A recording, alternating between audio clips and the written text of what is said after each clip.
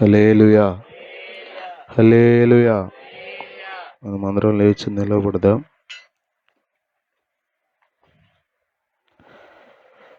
కీర్తనల గ్రంథం 11వ కీర్తన చదువుకుందాం. దయచేసి బైబిల్ తెరవండి. 11వ కీర్తన.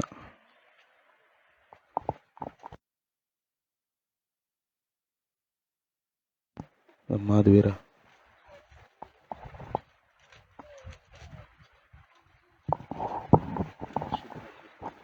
హల్లెలూయా. యెహోవా శరణుజొచ్చి ఉన్నాను, పక్షివలే నీ కొండకు పారిపొమ్ము అని మీరు నాతో చెప్పుట ఎలా? దుష్టులు విల్లెక్కు పెట్టి ఉన్నారు, చీకటిలో యథార్థ హృదయుల మీద వేయుటకై తమ బాణములు వారి యందు సంధించి ఉన్నారు. పునాదులు పాడైపోగా నీతిమంతులేం చేయగలరు? యెహోవా తన పరిశుద్ధాలయములో ఉన్నాడు. యెహోవా సింహాసనము ఆకాశమందున్నది. ఆయన నరులను కనులారా చూచుచున్నాడు. తన కనుదృష్టి చేత ఆయన వారిని పరిశీలించుచున్నాడు. యెహోవా నీతిమంతులను పరిశీలించును, దుష్టులను బలాత్కారాసక్తులను ఆయనకు అసహ్యులు. దుష్టుల మీద ఆయన ఉరులు కురిపించును, అగ్నిగంధకములను వడగాలియు వారికి పానీయ భాగమగును. యెహోవా నీతిమంతుడు, ఆయన నీతిని ప్రేమించువాడు.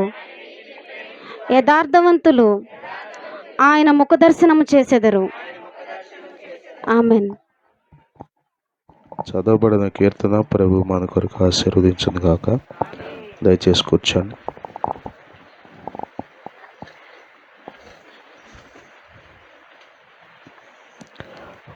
వీలైనంత వరకు తప్పనిసరి అయితే తప్ప అటు ఇటు తిరగండి. బైబిల్ కాళ్ళ దగ్గర ఉంటే దాటుకుంటూ వెళ్ళకండి. దేవుని స్తోత్రం. హల్లెలూయా, హల్లెలూయా. ప్రభువైన యేసుక్రీస్తు నామములో దేవుని సన్నిధి కూడి వచ్చిన మీ అందరికీ వందనాలు, అందరికీ వందనాలు. దేవునికి స్తోత్రం. హల్లెలూయా. 11వ కీర్తన మనం చదువుకుందాం. దావీదు రచించిన కీర్తన ఇది. 5వ వచనంలో దావీదు అంటున్న మాట, యెహోవా నీతిమంతులను పరిశీలించును. నాతో పాటు ఈ మాట చెప్పండి. యెహోవా నీతిమంతులను పరిశీలించును. మనం ఆరాధించే దేవుడు అందరినీ చూస్తున్నాడు. పై వచనంలో ఆయన నరులను కనులారా చూచుచున్నాడు. తన కనుదృష్టి చేత ఆయన వారిని పరిశీలించుచున్నాడు అని మనం చదువుతాం. అందరినీ పరిశీలించడం వేరు, నీతిమంతులను పరిశీలించడం వేరు. దేవుని స్తోత్రం. హల్లెలూయా. దేవుడు పరిశీలించే దేవుడై ఉన్నాడు.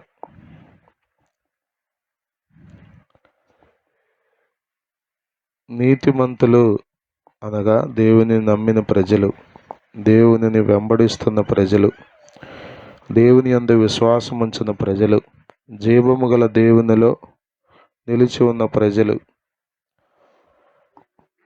వారిని కూడా ఆయన పరిశీలిస్తున్నాడు.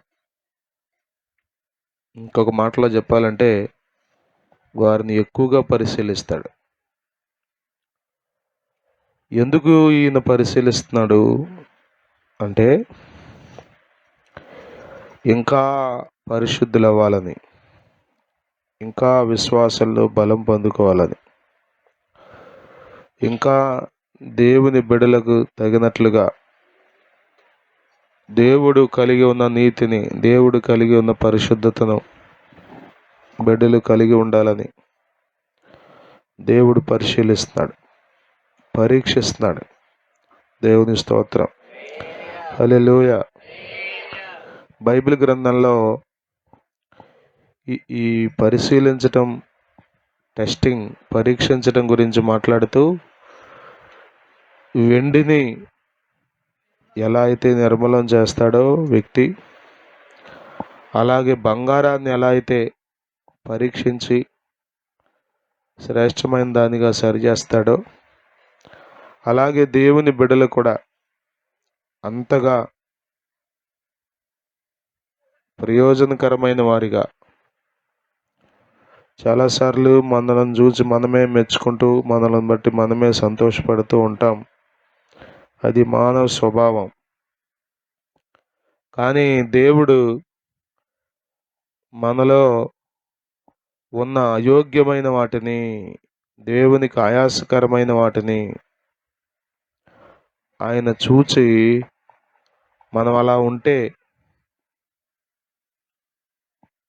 దేవుని కృపను దూరం చేసుకుంటామని ఎరిగిన వాడై ఆయన మనలను పరిశీలిస్తాడు.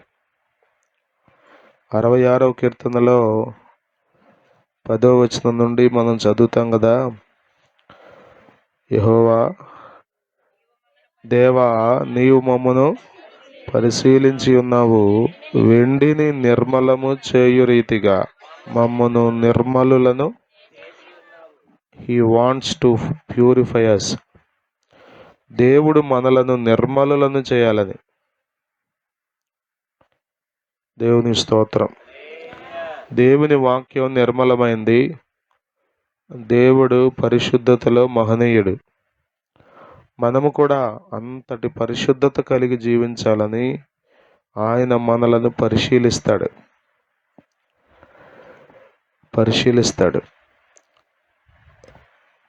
అక్కడ అంటాడు, ఎలా పరిశీలించాడంటే, నీవు బందీ గృహంలో మమ్మల్ని ఉంచావు, మా నడుముల మీద గొప్ప భారము పెట్టావు, నరులు మా నెత్తి మీద ఎక్కునట్లు చేసితివి, మేము నిప్పులలోనూ నీళ్లలోనూ. చూసారా దేవుడు ఎంత పరిశీలించాడో.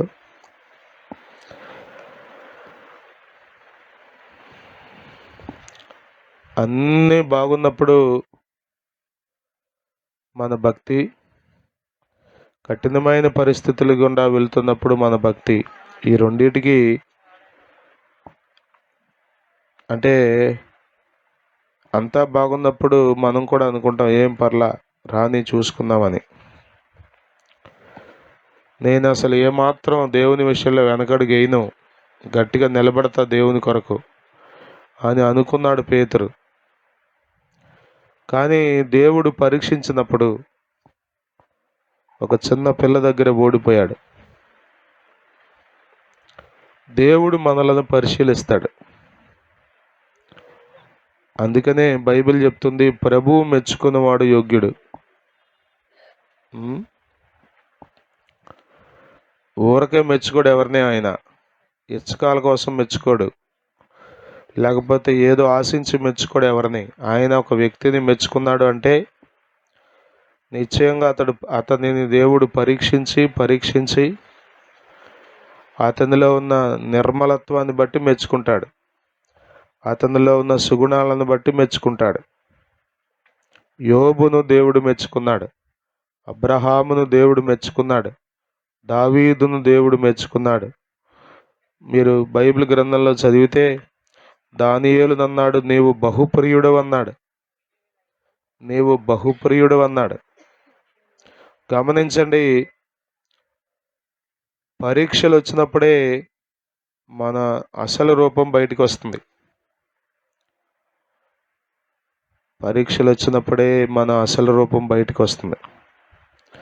దేవుడు మనలను పరిశీలిస్తాడు. నీతిమంతులను ఆయన పరిశీలించును అన్న మాట మనం ఇక్కడ చదువుతున్నాం. మందిరానికి వచ్చేవాళ్ళు, యేసు ప్రభు అని సువార్తకు లోబడి నమ్మి విశ్వసించేవారు, బైబిల్ ప్రకారం వారు నీతిమంతులు. దేవుడు వారిని పరిశీలిస్తాడు, రీఫైన్ చేస్తాడు.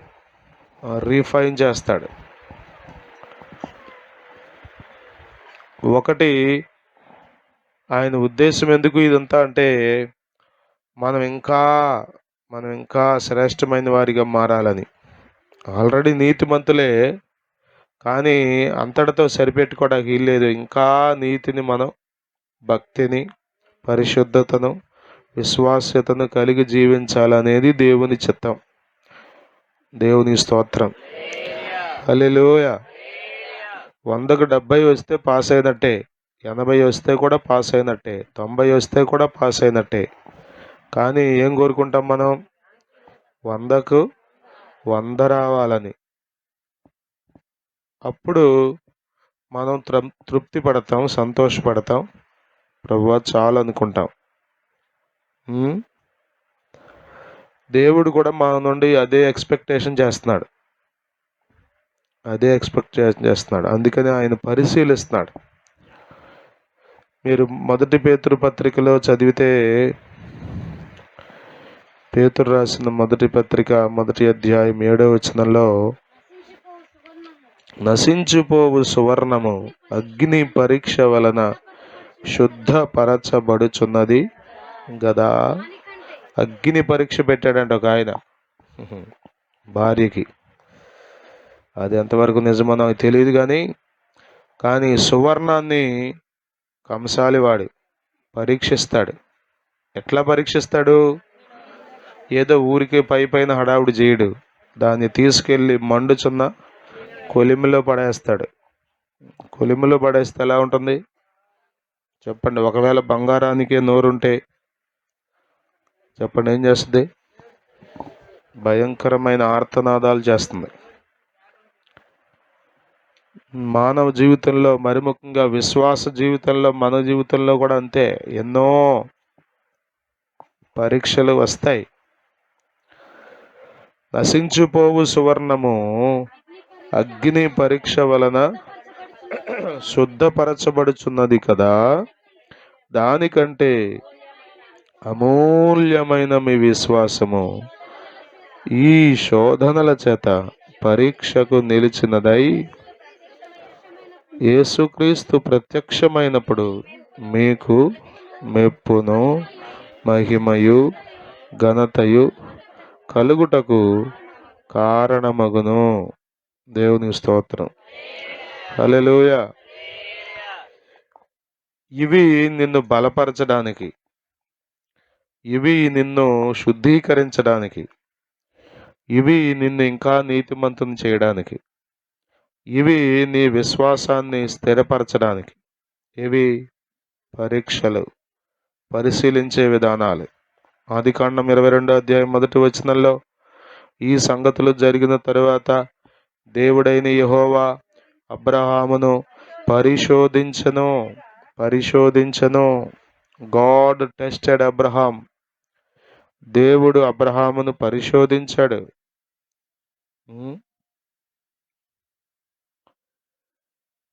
పరీక్షల్లో మన అసలు రంగు బయటికి వస్తుంది. రోజు స్కూల్కి వెళ్తావు, రోజు బ్యాగ్ తీసుకెళ్తావు, రోజు చదువుతున్నట్టే మంచి హడావుడిగా యూనిఫామ్ వేసుకుని టై, బెల్ట్, టక్. నీ పరీక్షలో నీ అసలు రంగు బయటకు వస్తుంది. చాలామంది అంతే, భక్తులుగానే కనబడతాం. మనమందరం యోగ్యులుగానే కనబడతాం. మన గురించి మనం మాట్లాడుకుంటే నిలబడి ఎన్నో చెప్పుకుంటాం, మంచిదే. కానీ నిన్ను పరీక్షించినప్పుడు, నిన్ను దేవుడు టెస్ట్ చేసినప్పుడు అప్పుడు నిలబడాలి. దేవుని స్తోత్రం. హల్లెలూయా. హల్లెలూయా. ఒక పక్కన దుష్టులను పరీక్షిస్తాడు ఆయన. వాళ్ళ విషయం వేరుగా ఉంటుంది, వాళ్ళ పరీక్షలు వేరుగా ఉంటాయి.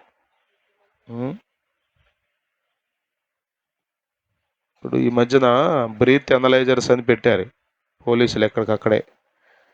ఈ డ్రైవింగ్ చేసే వాళ్ళు తాగి వెళ్తున్నారని పైప్ ఒకటి పెట్టి చిన్నది, ఏం చెప్తాడు? ఓదమంటాడు. ఊతే ఏం జరుగుద్ది? నేను తాగలేదండి అని వాడు చెప్పినా ఆ పరీక్షలో ఆడబడికి తెలిసిపోద్ది. దానికి పాయింట్లు ఉంటాయంట. ఇన్ని పాయింట్లు అయితే, తక్కువైతే ఎంత, ఎక్కువైతే అంత, పాయింట్లను బట్టి వాడు ఎంత తాగాడో కూడా చెప్తారండి. మానవ జ్ఞానంతో ఇన్ని పరీక్షలు ఉన్నాయి కదా, మరి దేవుడు పరీక్షించట్లేదా? తేలిపోమాకండి. అబ్రహామును దేవుడు పరిశోధించినప్పుడు తేలిపోలేదు. అబ్రహామును దేవుడు పరిశీలించినప్పుడు, పరీక్షించినప్పుడు నిలబడ్డాడు. దేవుని ఆశీర్వాదాలు స్వతంత్రించుకున్నాడు. తన బిడ్డలకు దైవ వాగ్దానాలను సంపాదించుకున్నాడు. అదే బెల్షజర్ రాజు దగ్గరికి వచ్చినటువంటి దేవుడు పరీక్షించినప్పుడు అతడు తేలిపోయినట్లుగా రాయబడింది దానియేలు గ్రంథంలో. యెహోవా నీతిమంతులను పరిశీలించును. ఇలారా దేవుడు పరీక్షిస్తాడు. చాలా మందికి అందుకే ఇష్టం ఉండదు మందిరానికి రావడం. యేసు ప్రభు దేవుడేనండి, మాకు తెలుసండి.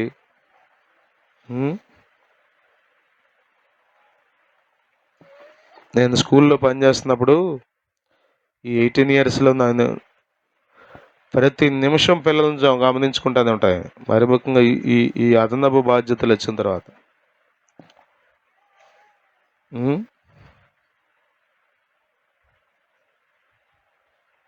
డబ్బు వచ్చిన తర్వాత నువ్వేమైపోతావో, ఆశీర్వాదాలు పొందుతున్నప్పుడు నువ్వు ఎలా ఉంటావో, అది అబ్రహాముని పరిశీలించింది. ఇస్తానన్న కొడుకునిచ్చాను, ఇప్పుడు ఎట్లా ఉంటాడు. ఆశీర్వదించబడిన తర్వాత మీరు ఎలా ఉంటారో, కృప వెంబడి కృపను అనుభవిస్తున్నప్పుడు మీరు ఎలా ఉంటారో దేవుడు పరీక్షిస్తాడు.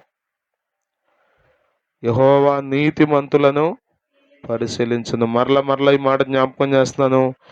దేవుడు పరీక్షించేది మిమ్మల్ని పాడు చేయడం కొరకు కాదు.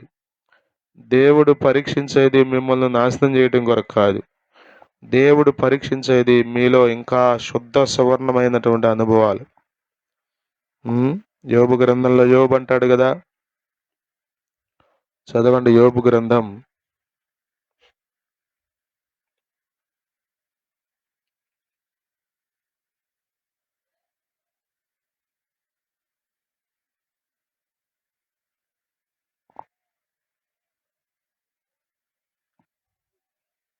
23వ అధ్యాయం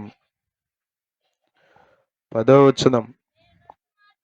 నేను నడచు మార్గము ఆయనకు తెలియను, ఆయన నన్ను శోధించిన తరువాత నేను సువర్ణము వలె కనబడుదును. చాలా ధైర్యంగా చెప్తున్నాడు యోబు. ఆయన నన్ను శోధిస్తున్నాడు. ఈ శోధించిన తరువాత, after the trials, after the testing, దేవుడు నన్ను పరీక్షించిన తర్వాత నేను ఎలా కనబడతాను అంటే, అయిపోయిందిరా వీడి బతుకన్నట్లుగా కనబడను. స్తోత్రం. నేను సువర్ణము వలె కనబడుదును. ప్రభునందు ప్రియులారా, మనము రోజు రోజుకు యోగ్యులుగా మారాలి. స్తోత్రం. హల్లెలూయా, హల్లెలూయా. చిన్న సమస్య వస్తే, దేవుడు నిన్ను పరీక్షించడం ప్రారంభిస్తే, నీవు నిలబడాలి, నీవు కనబడాలి, నీవు దేవుని నామ మహిమార్థమై గెలవాలి, పరీక్షలో నిలవాలి. దేవుని స్తోత్రం. హల్లెలూయా, హల్లెలూయా. యెహోవా నీతిమంతులను పరిశీలించును. అబ్రహామును పరిశీలించినప్పుడు, యోబును పరిశీలించినప్పుడు వారందరూ నిలబడ్డారు. యెఫ్తా జీవితాన్ని మీరు చదివితే, యెఫ్తా కూడా మరి చాలా భయంకరమైన పరిస్థితుల నుండి వచ్చాడు. కుమార్తె విషయంలో చాలా కష్టమైంది. అయినా కానీ ఆ యొక్క పరిశోధనలో యెఫ్తా గెలిచాడు. విశ్వాసుల జాబితాలో, విశ్వాస వీరుల జాబితాలో, హెబ్రీ పత్రికలో యెఫ్తా పేరును మనం చూడొచ్చు. కఠినమైన పరీక్షలు గుండా వెళ్తున్నావేమో, దేవుడు నిన్ను పరిశీలిస్తున్నాడు. జారిపోమాకు, లోకంలో కలిసిపోమాకు, తప్పగా మిగిలిపోమాకు. నిలబడు. విశ్వాసాన్ని ఇంకా సంపాదించుకో. ఇంకా భక్తి చేయడానికి ఇష్టపడు. ఇంకా నీతిగా జీవించడానికి ఇష్టపడు. దేవునికి స్తోత్రం. దరిద్రుడైన లాజరు పరలోకం చేరడానికి క్వాలిఫికేషన్స్ అక్కడ ఏమీ పెద్దగా రాయలేదు. కానీ నేను అనుకుంటాను అతడు ఆ దరిద్రత అనే పరీక్ష గుండా వెళ్తున్నాడు, రోగం అనే పరీక్ష గుండా వెళ్తున్నాడు. ఒక పక్క పేదరికం ఉంది, ఒక పక్క భయంకరమైన వ్యాధి ఉంది. ఈ రెండు నలిపేస్తున్నాయి మనిషిని. కానీ ఎన్నడూ నీతిమాలిన పనులు కానీ, నీతిమాలిన మాటలు కానీ, దేవుని యొక్క మార్గాలకు వ్యతిరేకమైన మార్గాలు కానీ అతని జీవితంలో కనబడలేదు. ధనవంతుడిని బట్టి అసూయపడలేదు, సుఖపడుతున్న వ్యక్తిని బట్టి బాధపడలేదు, తన దరిద్రతను బట్టి దేవుని నిందించలేదు. ఆ పరీక్షల గుండా వెళ్తున్నప్పుడు అతడు శరీర రీతిగా భేదవాడే గాని ఆత్మీయంగా గొప్ప ధనవంతుడిగా దేవుని దగ్గర మిగిలిపోయాడు. అందుకనే అతడు చనిపోయినప్పుడు మరి భౌతికంగా ఎలా జరిగిందో అతని కార్యక్రమం, కానీ అద్భుతం ఏంటో తెలుసా? పరలోకం నుండి దూతలు వచ్చాయి, తీసుకెళ్లి అబ్రహాము రొమ్ము అనబడిన పరదేశున అతన్ని కూర్చోబెట్టాయి. నిత్య విశ్రాంతిలో ఆనందిస్తూనే ఉన్నాడు.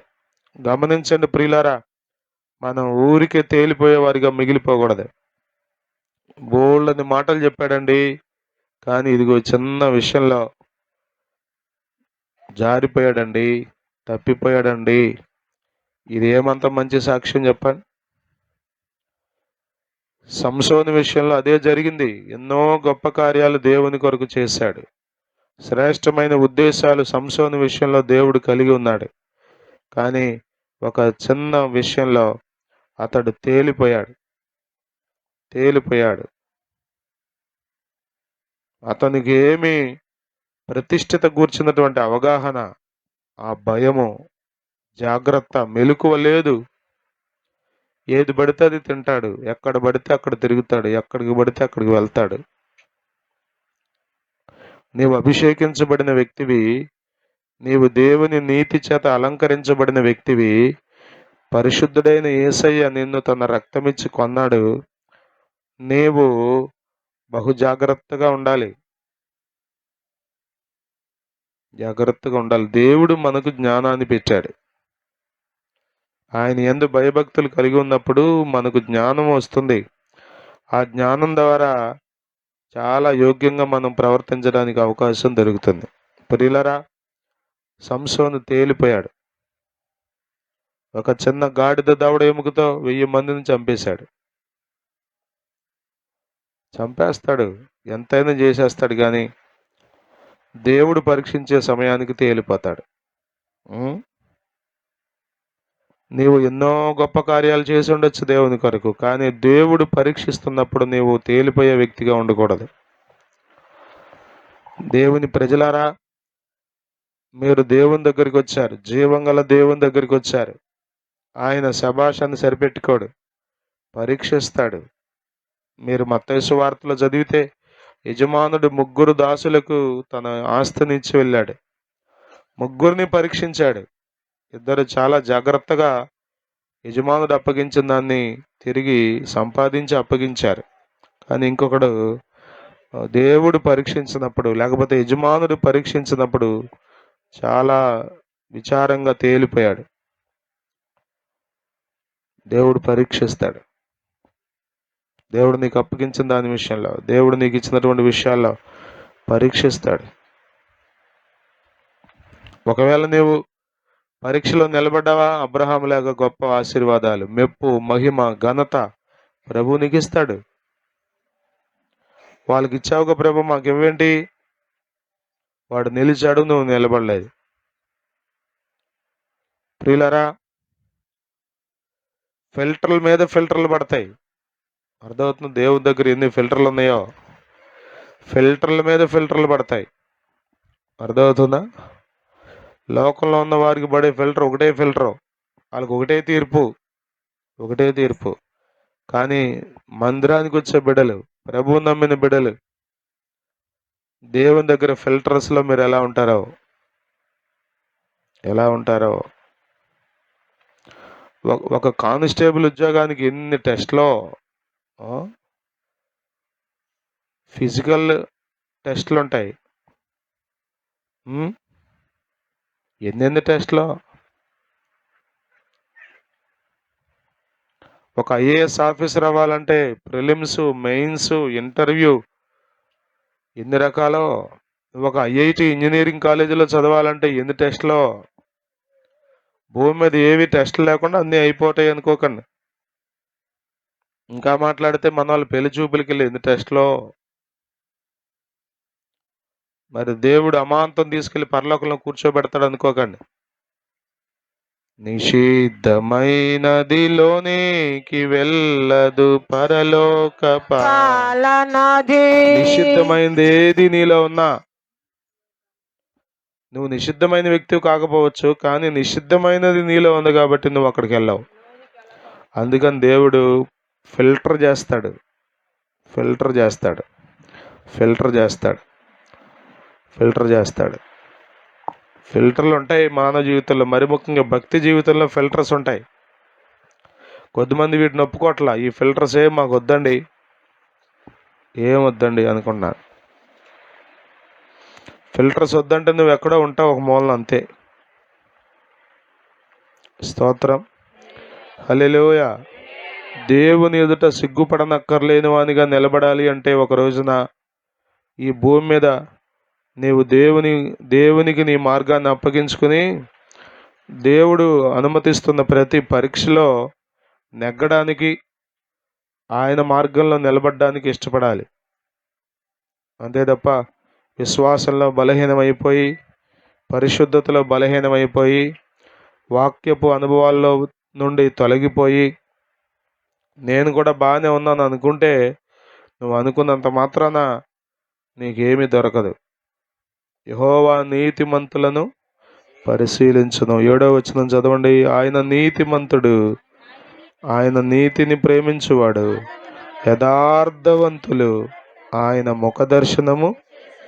అందరూ చేయరు, అందరూ చూసేస్తాం అనుకున్నారు.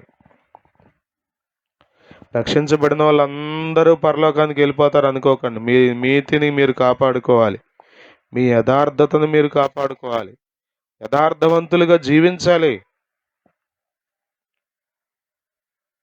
యథార్థవంతులుగా జీవించాలి. ఆయన పరిశీలించినప్పుడు, ఆయన మనల్ని చూస్తున్నప్పుడు మనలో ఆయనకు ఆయాసకరమైంది, ఆయనకు అసహ్యమైంది ఏది మనలో కనపడకుండా ఉండాలి.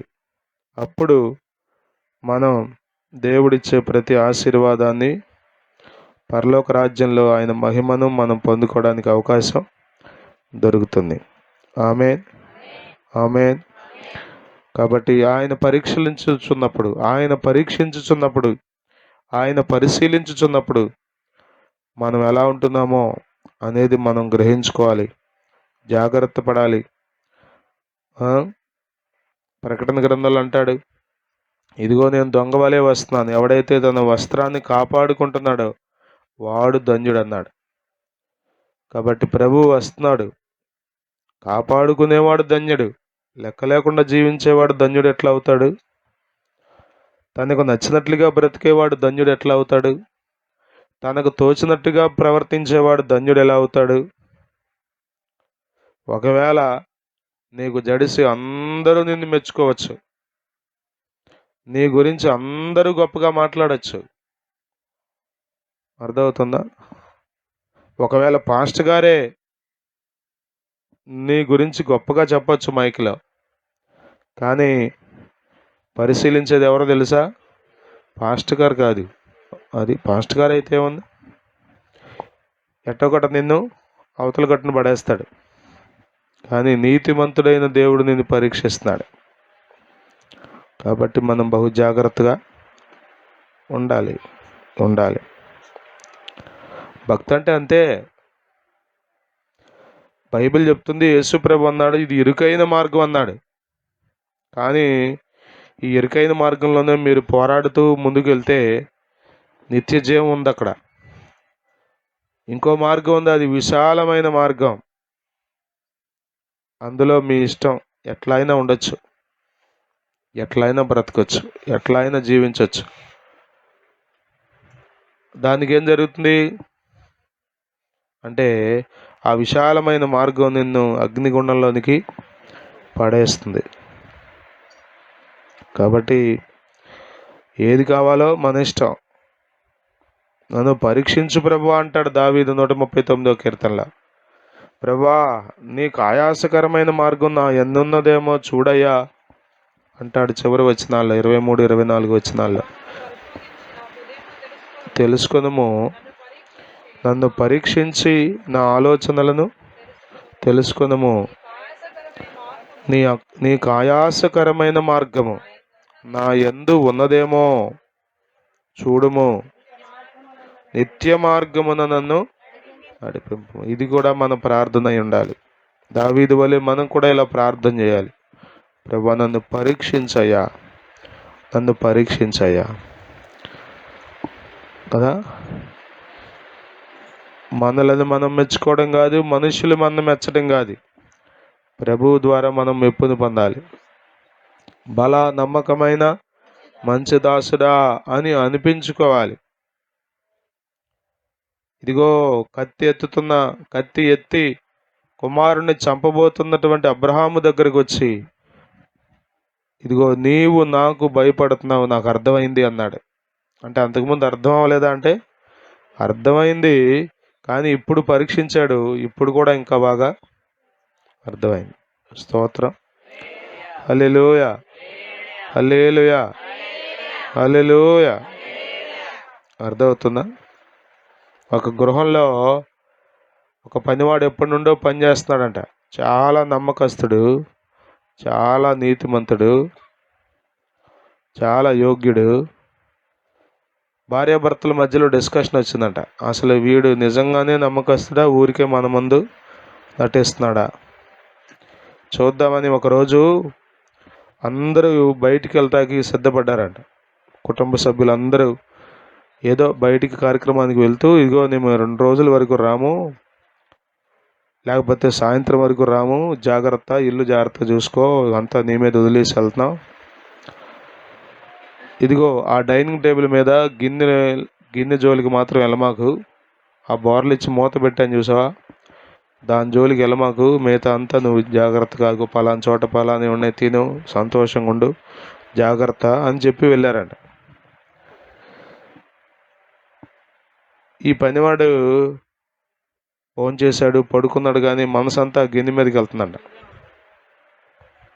ఏముంది అసలు, అమ్మగారు ఏం పెట్టింది దాంట్లో, ఊరికే చూద్దాం, అసలు మనం ఏం ఆశించొద్దు, తీసుకోవద్దు, ఏమి చేయొద్దు, ఒకసారి మూత తీసి చూసి మళ్ళా పెట్టేద్దాం అనుకున్నాడంట. మళ్ళీ ఎందుకులే, వద్దు, అసలు మనం నీళ్ళ నుంచి పనిచేస్తున్నాం, మనకు మంచి పేరుంది, మనల్ని నమ్మి ఇల్లంతా అప్పచెప్పి వెళ్ళారు యజమానుడు యజమానురాలు, వెళ్ళకూడదు, మనం దాని జోలికి వెళ్ళకూడదు అనుకున్నాడంట.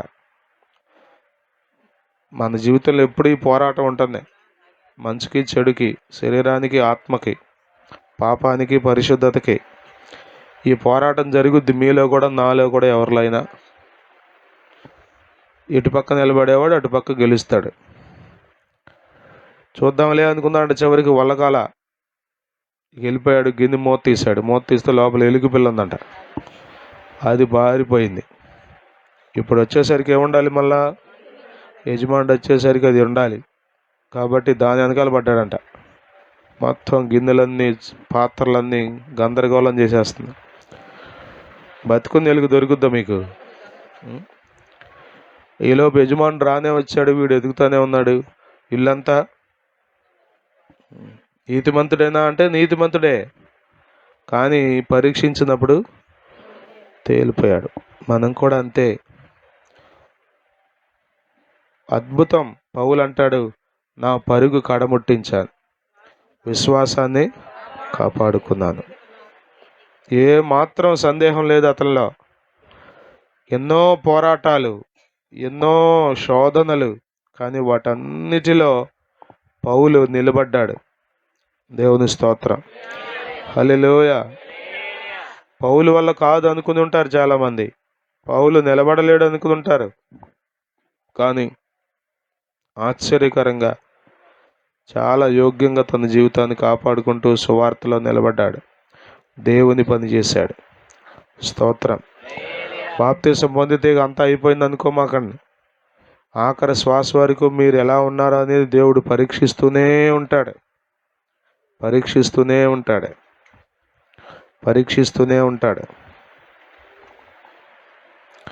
ఒకటి, మీ గురించి మీకు అర్థం అవుద్ది. రెండవది, మీ గురించి మీతో ఉన్నవారికి అర్థం అవుద్ది. చాలా మంచోడు అనుకుందాం, కానీ ఇట్లా చేస్తాడు అనుకోలే. ఎప్పుడు వస్తుంది ఈ మాట? ఏదో పరీక్షలో నువ్వు తేలిపోయినప్పుడు వస్తుంది. చాలా యోగ్యురాలు అనుకున్నానమ్మా, కానీ ఇట్లా ప్రవర్తిస్తుంది, ఇట్లా మాట్లాడుతున్నాను అనుకోలే. అంటే పరీక్షలో తేలిపోయింది. అర్థమవుతుంది. దేవునికి తెలుసు నీ బతుకంతా, నా బ్రతుకంతా. మన అసలు రంగులు ఆయనకి తెలుసు. ఆయనకి తెలుసుకోవడం కాదు ఈ పరీక్షలన్నీ. ఆయన తెలుసుకోవడం కోసం కాదు ఇది. ఆయనకు అంతా తెలుసు. మన హృదయంలో ఏముందో, మన కుటుంబంలో ఏముందో, మన జీవితంలో ఏముందో అంతా ఆయనకి తెలుసు. ఆయనకి తెలియనిది ఏమీ లేదు. మరి ఈ పరీక్షలన్నీ ఎవరి కోసం అంటే, ఒకటి నీ కోసం, రెండవది నీతో ఉన్నవారి కోసం. అబ్రహాము ఎంత గొప్పవాడో ఎన్నో వేల సంవత్సరాల క్రితం ఉన్న అబ్రహాం గురించి ఇప్పుడు మనం తెలుసుకుంటున్నాం. దేవుని స్తోత్రం. అలాగే నీ గురించి కూడా చెప్పుకుంటారు. ఫలానా తల్లి ఎంతో యోగ్యురాలు, భయంకరమైన కఠినమైన పరీక్షలు పరిస్థితులు గుండా వెళ్ళినప్పటికీ విశ్వాసాన్ని కాపాడుకుంది, నీతిగా జీవించింది, అక్రమంగా బ్రతకలేదు, అపవిత్రంగా జీవించలేదు. అది అందుకోసం ఆ సాక్ష్యం వచ్చిందంటే,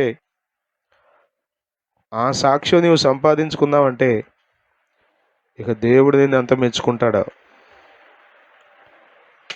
ప్రియులారా, యోగ్యంగా జీవిద్దాం. దేవుడు పరీక్షించినప్పుడు నిలబడే గుంపులో ఉందాం, జయించే గుంపులో ఉందాం. అల్పకాల పాప భోగాలకు, పాపిష్టిపి ఆలోచనలకు, ఈ లోక సంబంధమైనటువంటి ఆశీర్వాదాల కొరకు దేవుని దగ్గర తేలిపోకుండా జాగ్రత్త పడదాం. ప్రభు మనకు అలాగూ కృప చూపునుగాక. దేవుడి కీర్తన మన కొరకు ఆశీర్వదించునుగాక. ఆమేన్. హల్లెలూయా.